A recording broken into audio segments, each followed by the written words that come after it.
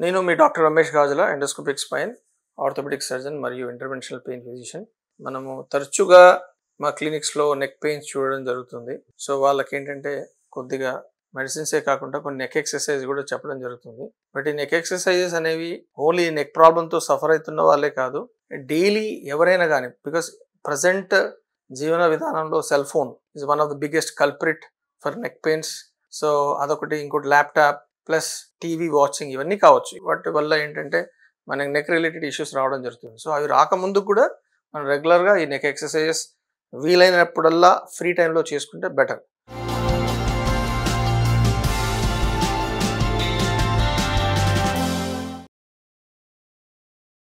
So first and foremost ఏంటంటే range of motion exercise అంటాం.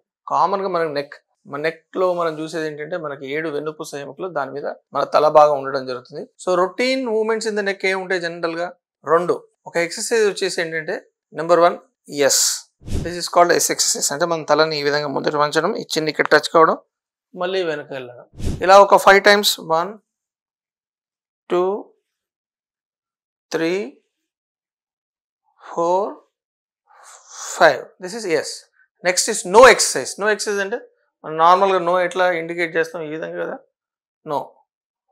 3 4 5. This is no. Third one ఏంటంటే ears to shoulders అనమాట. ఈ విధంగా 1 2 3 4 5.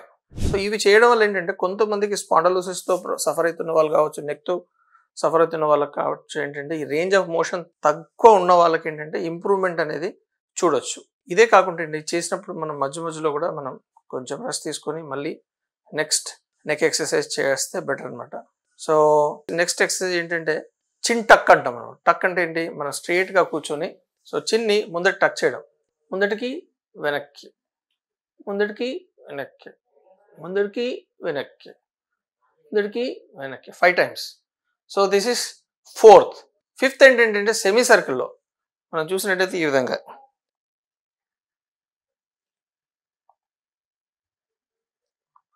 మనం జనరల్గా ముస్లిమ్స్ ఏ విధంగా అయితే ప్రేయర్ చేస్తారో సో ఆ విధంగానే అనమాట. దిస్ ఇస్ సెమీ సర్కిల్లో మనం నెక్ని ఈ విధంగా 5 times. సో ఇవన్నీ కూడా ఏంటంటే రేంజ్ ఆఫ్ మోషన్ ఎక్సర్సైజెస్.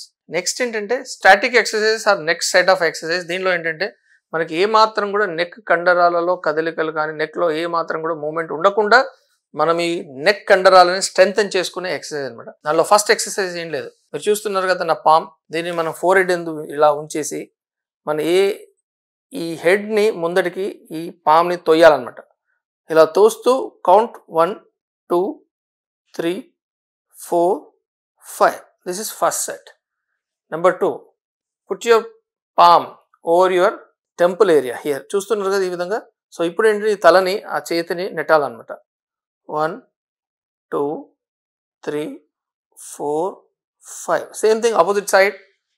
1 2 3 4 5. ఇలా చేసినప్పుడు మీరు చూసుకోవచ్చు ఈ కండరాలు చాలా గట్టిగా దృఢంగా కావడం.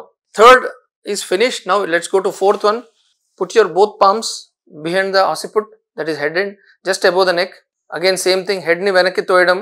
1 2 3 4 5.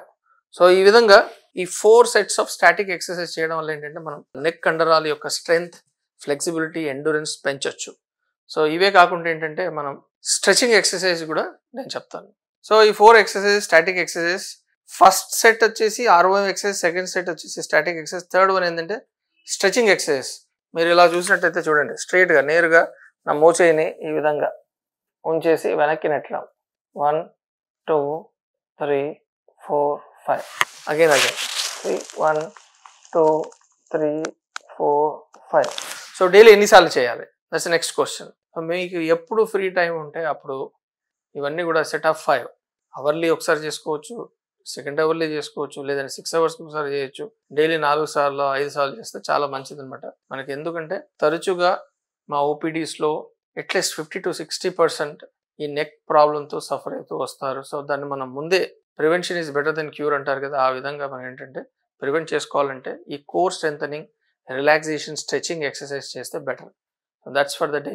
Thank you. This is your doctor Ramesh గార్జుల.